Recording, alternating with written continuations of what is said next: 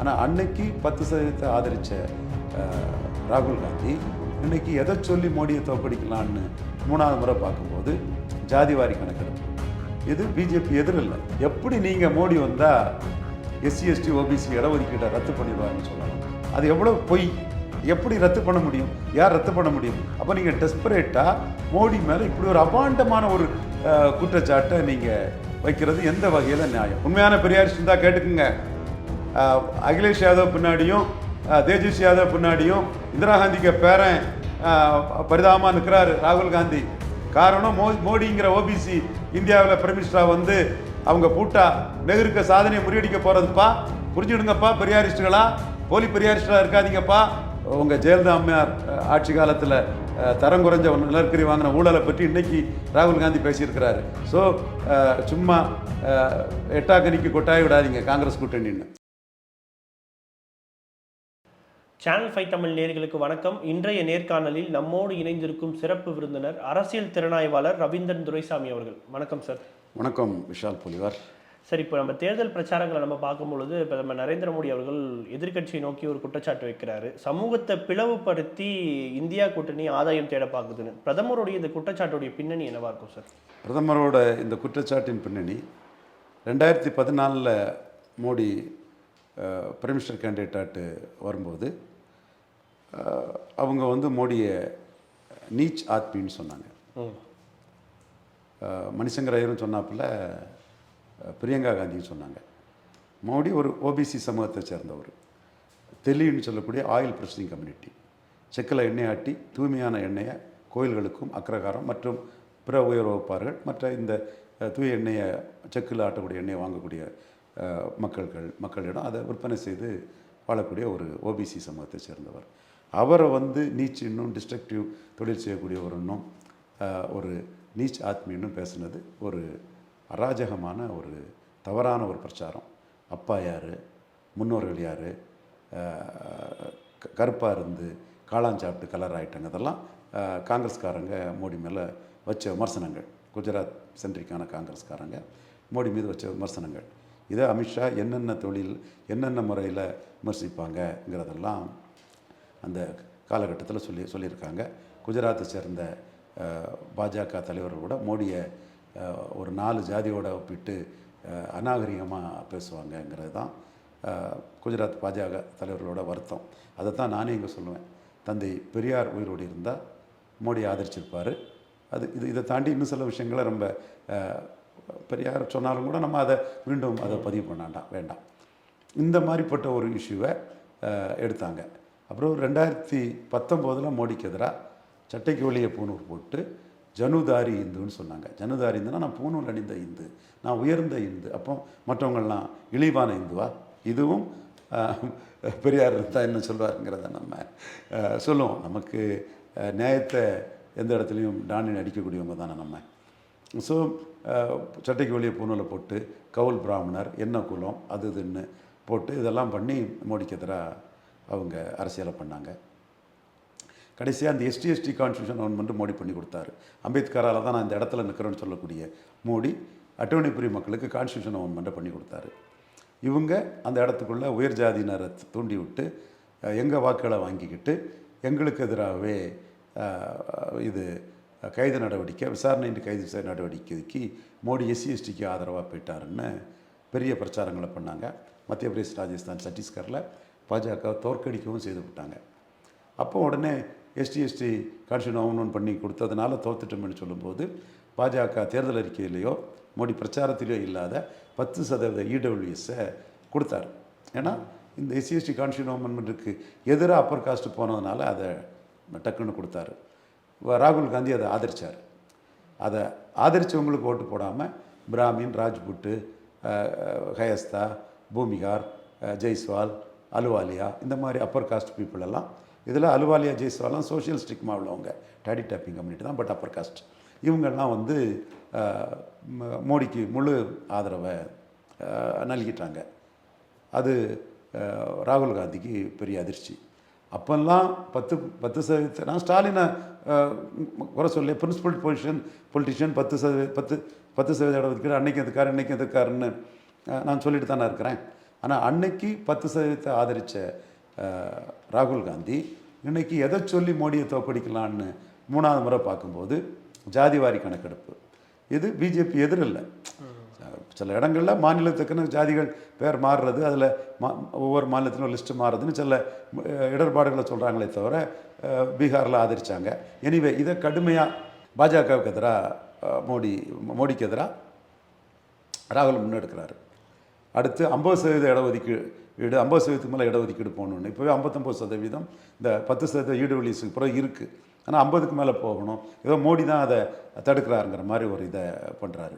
அடுத்தால தனியார் துறையில் இடஒதுக்கீடு. இந்த 3 இஷ்யூவையும் மோடிக்கு எதிராக எடுக்கிறாரு. தப்பு இல்லை, ஒவ்வொருத்தரும் ஒவ்வொரு இஷ்யூவை எடுக்கலாம். இந்த இஷ்யூ வந்து அகிலேஷ் யாதவுக்கு இஷ்யூ தான், தேஜஸ்வி யாதவுக்கு இஷ்யூ தான். அவங்களும் லாலு முலாயமோட வளர்ந்துக்கிட்டு தான் இருக்கிறாங்க. ஆனால் இவர் வந்து பிளண்டாக தீக்காக்காரங்க இஷ்யூ மாதிரியே அதை எடுத்து பேசுகிறாரு. ஓகே, அது அவர் உரிமை. நம்ம அதை நமக்கும் அதில் பல இது வந்து உடன்பாடாக இருக்குன்னு சொல்லும்போது, ஒரு இஷ்யூவை பண்ணும்போது இந்த பகுதி மக்களுக்கு ஒரு முன்னேற்றம், ஒரு முக்கியத்துவம் வரும். ஏன் இந்த இஷ்யூலாம் எடுக்கிறாரு? ஓபிசின்னு மோடிக்கு வந்து பெரிய அளவுக்கு அப்பர் காஸ்ட் இந்துக்களோட ஓபிசி இந்துக்களும் சேர்ந்து வாக்களிக்கும் போது, upper caste Hindu plus OBC இந்துங்கும் போது மோடியை அடிச்சிட முடியாதுங்கிறதுக்காக அப்பர் காஸ்ட் இந்துவை மோடிக்கு ஓட்டு போட விடாமல் முதல்ல தடுத்துடலான்னு பார்த்தாங்க. தேசபக்தியும் சிவபக்தியும் உள்ள பிராமணர்கள் சோனியா காந்தியை 3வது முறை வெற்றி பெற விடாமல் தடுத்தது மோடி தான்னு மோடி பின்னாடி தெளிவாக இருக்காங்க. அதை அசைக்க முடியாது. பூனூரில் சட்டைக்கு வெளியே போட்டாலும் 25% பிராமணர்கள் ஏற்றுக்க மாட்டாங்க, அவங்க மோடி பின்னாடி தான் நிற்பாங்கங்கிறதெல்லாம் உறுதியான பிறகு இந்த இஷ்யூவை எடுக்கிறாரு. எந்த இஷ்யூவையும் எந்த தலைவரும் எடுக்கலாம், ஒவ்வொருத்தரும் ஒவ்வொரு இஷ்யூ எடுக்கலாம், அது அவங்கவுங்க உரிமை. அதற்கு ஒரு இஷ்யூவில் மாறுபட்டு ஒரு கருத்துங்கிறதுக்காக எந்த தலைவரையும் நான் விமர்சிக்க மாட்டேன். சீமானோட அவ்வளோ இஷ்யூவும் எனக்கு மாறுபாடாட்டு இருக்கும், பெரும்பாலான இஷ்யூகள், அவ்வளோன்னு சொல்ல முடியாது. ஆனால் சீமானோட மெரிட்டை நான் சொல்ல தயங்கனவும் இல்லை. அதே மாதிரி தான் ராகுல் காந்திக்குள்ள மெரிட்டையும் நான் சொல்ல தயாராக இருக்கிறேன். அந்த குடும்பம் தான் காங்கிரஸை ஒன்றுபட்டு காப்பாற்றி வருது. எப்படி நீங்கள் மோடி வந்தால் எஸ்சி எஸ்டி ஓபிசி இடஒதுக்கீடை ரத்து பண்ணிடுவாருன்னு சொல்லலாம்? அது எவ்வளோ பொய்! எப்படி ரத்து பண்ண முடியும்? யார் ரத்து பண்ண முடியும்? அப்போ நீங்கள் டெஸ்பரேட்டாக மோடி மேலே இப்படி ஒரு அபாண்டமான ஒரு குற்றச்சாட்டை நீங்கள் வைக்கிறது எந்த வகையில் நியாயம்? அதனால தான் மோடி வந்து ஜாதி அடிப்படையில் நாட்டை பிளவுபடுத்த பார்க்குறாங்கங்கிறத சொல்கிறாங்க. இது விபி சிங் மேலே வந்த குற்றச்சாட்டு தான். இதே குற்றச்சாட்டு இந்திரா காந்தி அம்மையார் ஒரு காலகட்டத்தில் செய்தது தான். பிராமின், முஸ்லீம், எஸ்சின்னு நாட்டை 71 பிளவுபடுத்தினவங்க தான். நாட்டை பிளவுபடுத்தினா நாட்டில் இந்த 3 பிரிவினரையும் நேஷ்னல் கம்யூனிட்டி, இந்த 3 நேஷ்னல் கம்யூனிட்டியும் தனக்கு வாக்கு வங்கியாக மாற்றி அவங்க 40% காங்கிரஸை ஸ்பிளிட் ஆகி 43%க்கே போனாங்க. பெரியாரே சொல்லியிருப்பாப்பில், இந்திரா காந்தி ஜாதி வரியில் செயல்படுறாங்க, எல்லா ஸ்டேட்லேயும் மிஸ்ரா, சுக்லா, திவாரின்னு அவங்க ஜாதிக்காரங்களையே சிஎம்மாக வச்சுருக்காங்கன்னு பெரியாரே 1970 எழுதியிருக்கிறார். ஸோ அப்போ இத்தகைய ஒரு அரசியல் வந்து இந்திரா காந்தி முதல்ல செய்தாங்க. விபி சிங் மேலே அந்த குற்றச்சாட்டு வந்தது. இப்போ ராகுல் காந்தி இதை பேசுகிறதுனால மோடி இதை சொல்கிறாரு. காரணம், இந்துக்களை பிளவுபடுத்துறதுக்கு அப்பர் காஸ்ட் இந்துக்களை முதல்ல வெட்டி மோடிட்டு வந்து வெட்டலான்னு பார்த்தாங்க. அது முடியாதுன்னு சொல்லும்போது ஓபிசி இந்துக்களை வெட்டக்கூடிய வேலையை பண்ணுறாங்க. ஆனால் உண்மையிலே மோடியின் வெற்றி தான் ஓபிசிக்கு இந்த முக்கியத்துவம் கிடச்சிருக்குங்கிறது தான் யதார்த்தமான உண்மை. அதைத்தான் நாம் முழு மனதோட நாம் பார்க்குறோம், அதை நாம் பறைசாற்றுகிறோம். ஆனால் சார், இப்போ காங்கிரஸுடைய பிரச்சாரங்கள் வந்து பெரிய அளவுக்கு வந்து ரீச் ஆயிருக்கா அப்படின்னு தோணுது இல்லை? ஏன்னா இப்போ பிரதமர் அவர்கள் வந்து சொல்லும்பொழுது வந்து அம்பேத்கர் இல்லைனா வந்து இந்த கான்ஸ்டியூஷன், இந்த எஸ்சி எஸ்டிகளுக்கு வந்து இடஒதுக்கீடு கிடைக்காது, ஏன்னா நேரு, இந்திரா காந்தி, ராஜீவ் காந்தி வந்து இதை செயல்படுத்தலை அப்படின்னு சொன்னார். அப்போ அந்த அளவுக்கு வந்து அவங்க ப்ரூஃப் பண்ண வேண்டிய கட்டாயம் இருக்குது அந்த தேர்தல் பரப்புரைகளை பார்க்க. கண்டிப்பாக சான்ஸ் எடுக்க முடியாதுல்ல, இதனால் தாக்கமே இல்லைன்னு விட்டுட்டு போயிட முடியாது இல்லையா? ஒவ்வொரு இஷ்யூவையும் அட்ரஸ் பண்ணாமல் இருக்க முடியாது இல்லையா? இப்போ நான் வெளியே இருந்து நான் பார்க்குறேன், நான் வந்து மோடி லாயலிஸ்ட்டாக நான் இதை பார்க்குறோம், வந்து இது ஒன்றும் ஓபிசி கிட்ட ஒன்றும் எடுபடாது, இது வந்து பரவலாக வாழக்கூடிய கோரி குருமி இதெல்லாம் மோடி தான் முக்கியத்துவம் கொடுத்துருக்காரு. கேசவ பிரசாத் மௌரியாவுக்கு டெப்டி சீஃப் மினிஸ்டராக யோகி ஆதித்யநாத்துக்கு ஈக்குவலாக மோடி முக்கியத்துவத்தை கொடுத்துருக்கிறாரு. சுதந்திரதேவ் சிங் மாநில தலைவராக இருந்தார், பலமான மந்திரியாக இருக்கிறார் குருமி. இப்படி நம்ம மோடி என்ன ரெப்ரசன்டேஷன் கொடுத்துருக்கிறாரு, என்ன இதெல்லாம் வச்சு நம்ம பார்க்கும்போது இந்த சமூகங்களுக்கு மோடி தான் ரெப்ரசன்ட் பண்ணியிருக்கிறாரு. இந்த conscious is coupled with caste கான்ஷியஸுங்கிற அடிப்படையில் எல் முருகன் அருந்ததிய சமூகத்தை சேர்ந்தவர், அவரை வந்து அந்த மாலா நினைக்கிறேன், மலார் மடிகா, அதில் இந்த அருந்ததியர் கூட தொடர்புடைய கம்யூனிட்டி கர்நாடகாவிலும் இருக்கிறாங்க, ஆந்திராலையும் இருக்கிறாங்க, மடிகா கம்யூனிட்டின்னு நினைக்கிறேன்.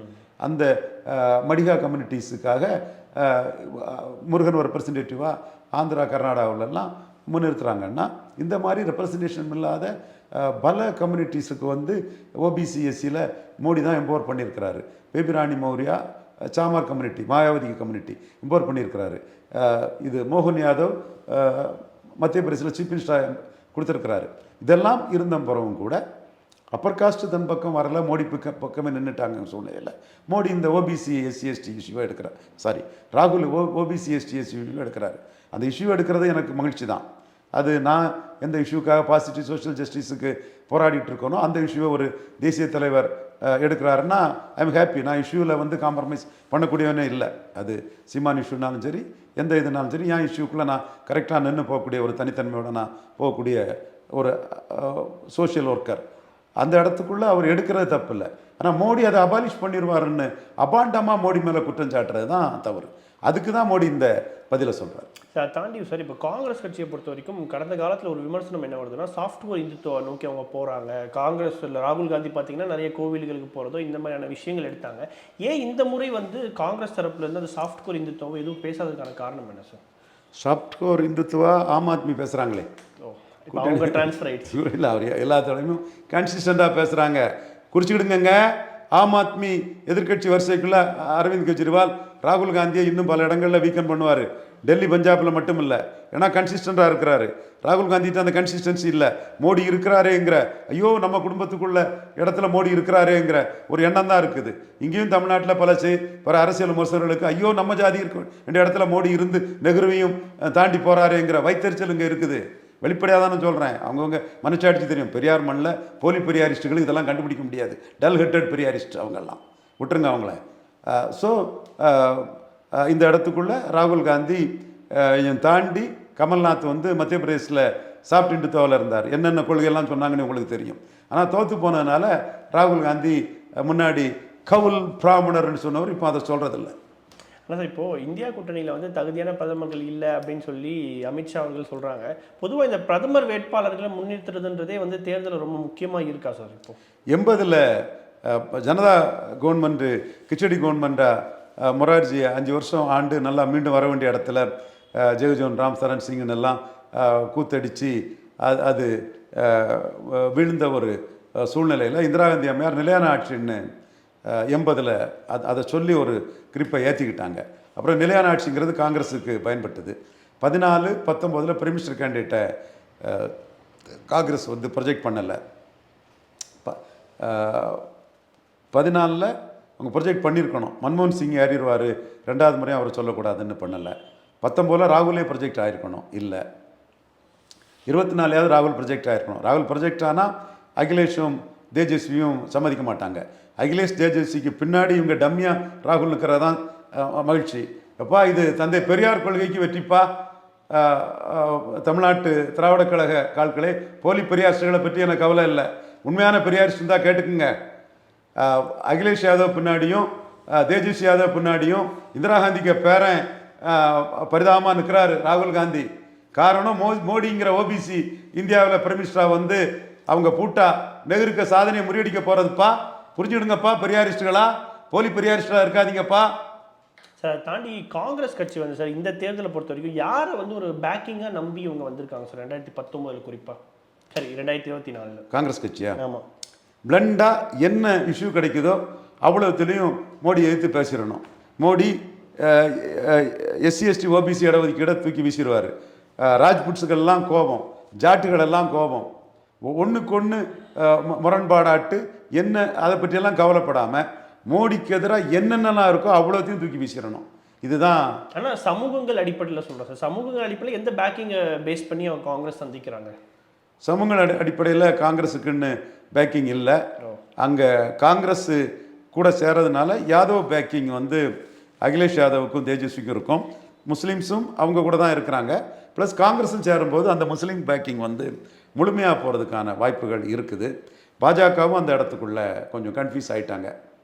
பஸ்மந்தா முஸ்லீமுக்காக பேசுனாங்க, ட்ரிபிள் டலாக் பற்றி பேசுனாங்க, கட்சி யாத்திரைக்கு முஸ்லீம் பெண்கள் தாய்மார்களை மற்றவங்கள்லாம் 5 லட்சம் 6 லட்சம் ஆகிறதெல்லாம் அவங்க அவங்களோட வாழ்நாள் கடமையை நிறைவேற்றதுக்கு ஒரு பாஜக அரசுகள் வந்து அந்த சகோதரிகளுக்கு பெருசாக கடமை அரசு அதை செய்தாங்க. தென் அவங்க அவங்களோட பல இஷ்யூஸை அவங்க எடுத்து பேசி வந்தவங்க. இந்த ஓட்டு அகிலேஷ் ப்ளஸ் காங்கிரஸில் கன்சால்டேட் ஆகுன்னு சொல்லும்போது அவங்களும் இந்து கன்சால்டேஷன் சம்மந்தமாக பேச ஆரம்பிச்சிட்டாங்க. ஸோ அவங்கக்கிட்டேயே முஸ்லீம் டாமினேஷனுக்கு இந்த அணியில் இருக்குது, அதுக்கு எதிராக யாதவர்கள் பார்லிமெண்ட்னா நம்ம மோடிக்கு போடுவோம், அசம்பிளியில் அகிலேஷையும் தேஜஸ்வியும் பார்த்துக்கலாங்கிற முடிவுக்கு வர போகிறாங்களா, அல்லது முஸ்லீம் முழுமையாக கன்சால்டேட் ஆகாமல் கொஞ்சம் பஸ்மந்தா முஸ்லீம் பெண்கள்லாம் நமக்கு ஆதரிப்பாங்களாங்கிறதுல பிஜேபிக்குள்ளே எலக்ட்ரல் பொலிட்டிக்ஸ் தானே, அதுக்குள்ளே ஒரு கன்ஃபியூஷன் இருந்ததை தான் நான் பார்க்குறேன். நம்ம அதை வெளிப்படையாக தான் நம்ம அதை ஏற்றுக்கிட்டு தான் நம்ம பேசுகிறோம். இப்போ வந்து அவங்க தெளிவாக வளர்ச்சிங்கிறதுலையும் பலதரப்பட்ட இஷ்யூகளையும் எடுத்து மோடி கான்ஃபிடண்ட்டாக போகிறாரு.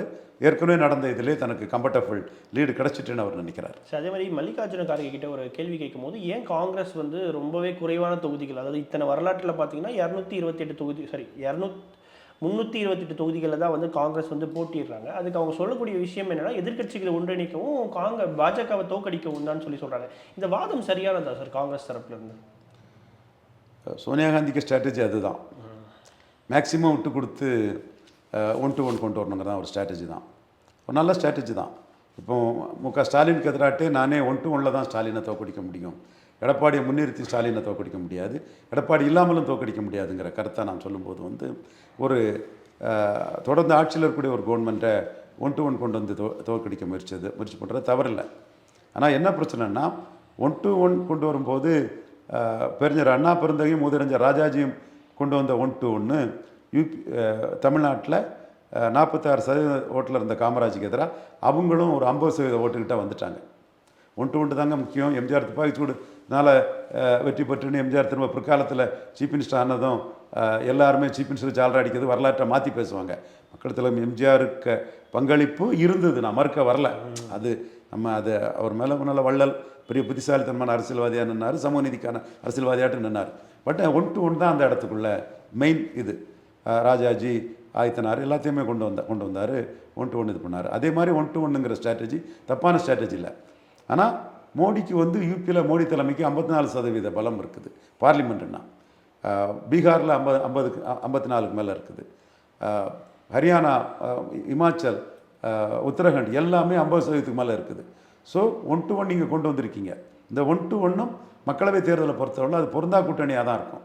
அதே வேளையில் தமிழ்நாட்டில் திமுக காங்கிரஸ் அந்த இந்தியா பிளாக்கோட இது ஒரு கெமிஸ்ட்ரியை நிரூபித்தது. பீகார் இது மகாராஷ்டிராவில் கெமிஸ்ட்ரி நிரூபிக்கப்படலை. மகாராஷ்டிராவில் அரித்மெட்டிக் இருக்குது, ஆனால் கெமிஸ்ட்ரி நிரூபிக்கப்படலை. மற்ற ஸ்டேட்டுகளில் அரித்மெட்டிக்கும் இல்லை.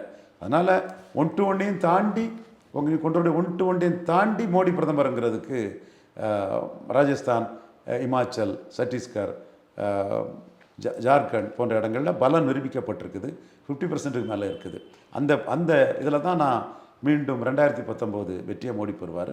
மகாராஷ்டிரா மட்டும்தான் நான் அரித்மெட்டிக்கில் வந்து என்டிஏ கொஞ்சம் வீக்காக இருக்க தான் நான் உணர்றேன். அதான் சார், இப்போது காங்கிரஸ் கட்சி வந்து ஒரு காலத்தில் பிக் பிரதர் மென்டாலிட்டியோடு இருக்கிறாங்கன்னு சொன்னாங்க. ஸோ இப்போ சூழ்நிலைக்காரமாக அவங்களும் வந்து அதுலேருந்து இறங்கி வந்துட்டாங்க, நம்ம எடுத்துக்கலாமா? கண்டிப்பாக இறங்கி வந்துட்டாங்க, அதில் எந்த மாற்றமும் இல்லை.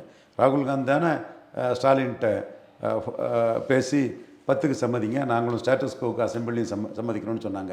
ஐயா எடப்பாடி ப்ளஸ் அவருக்கு பிராண்டிங் மாஸ்டர் ப்ளஸ் அவருக்கு யூடியூபர்ஸ் எல்லாரும் புரிஞ்சுடுங்க, ராகுல் காந்தியே 26க்கும் ஸ்டேட்டஸ் கோவை கமிட் பண்ணியிருக்காருங்கிறது தான் எங்களோட தகவல். அது மட்டும் இல்லை, 2014 உங்கள் ஜெயலலிதா அம்மையார் ஆட்சி காலத்தில் தரம் குறைஞ்ச நிலக்கரி வாங்கின ஊழலை பற்றி இன்றைக்கி ராகுல் காந்தி பேசியிருக்கிறாரு. ஸோ சும்மா எட்டாக்கனிக்கு கொட்டாய் விடாதீங்க காங்கிரஸ் கூட்டணின்னு. ஓகே சார், இறுதியாக ஒரு கேள்வி சார். இந்த இந்தியா கூட்டணியில் வந்து சரியாக இந்த சீட்டு வந்து அட்ஜஸ்ட் ஆகாத ஒரு மாநிலம்னா மேற்கு வங்கத்தை சொல்லலாம். மம்தா பானர்ஜி அவர்கள் மேலே இன்னமும் வந்து இந்தியா கூட்டணி நம்பிக்கையில் இருக்காங்க. ஏன்னா நிறைய விமர்சனங்கள் வந்து இடதுசாரி தரப்புலேருந்து காங்கிரஸ் தரப்புலேருந்து வைக்கிறாங்க. மம்தா பானர்ஜி ஒரு லாயலான ஒரு கூட்டணியாக இருக்குமா சார் இந்தியா கூட்டணி? ஜெயலலிதா 2014 தனித்து போட்டிட்ட எந்த கனவுல போட்டிட்டாங்களோ அதே கனவுல தான் மம்தா பானர்ஜி போட்டிடுறாங்க. அங்கே பிஜேபி நல்லா வந்துட்டு இருக்குது. பட் அவங்க ஸ்கீம் ஆஃப் திங்கிங்கில் ஒரு 35 எம்பி சீட்டு பெற்றுட்டா யாருக்கு மெஜாரிட்டி வராத ஒரு சூழ்நிலை வந்துன்னா காங்கிரஸ் சப்போர்ட்டில் பிரைமிஸ்டர் ஆகலாம் அல்லது பாஜக சப்போர்ட்டில் பிரைமிஸ்டர் ஆகலாம். மாயாவதி, தேவகவுடா, மாயாவதி குமாரசாமி கவுடா அரசியலை டெல்லியில் ரிப்பீட் பண்ணலாங்கிற கனவுல தான் அவங்க பண்ணுறாங்க. எல்லாருக்கும் அந்த கனவு இருக்கும். அது எல்லாருக்குமான நாடு. மோடிக்கு வேக்கன்சி இல்லை, மோடி தான் பிரதமராக வருவார் என்றாலும் வேக்கன்சி வருங்கிற இதில் எல்லாருக்குமே அந்த கனவு இருக்க தான் செய்யுது. அந்த கனவு மகாராஷ்டிராவிலே கை கொடுக்கலங்கும் போது தான் சரத்பவார் பாதி இடங்களாவது ஒன்று தகர்ந்து போய் பேசுகிறாரு. மம்தா பானர்ஜிக்கு அந்த கனவு இருக்குது. அதையும் தாண்டி அவங்களுக்கு முக்கியம் வெஸ்ட் பெங்காலில் இழந்துடக்கூடாதுங்கிறது அவங்களுக்கு முக்கியம். நிச்சயமாக சார், தொடர்ந்து பேசுவோம். சேனல் 5 தமிழ் நேயர்களுக்காக பல்வேறு கேள்விகளுக்கு பதில் தந்தமைக்கு நன்றி சார். நன்றி.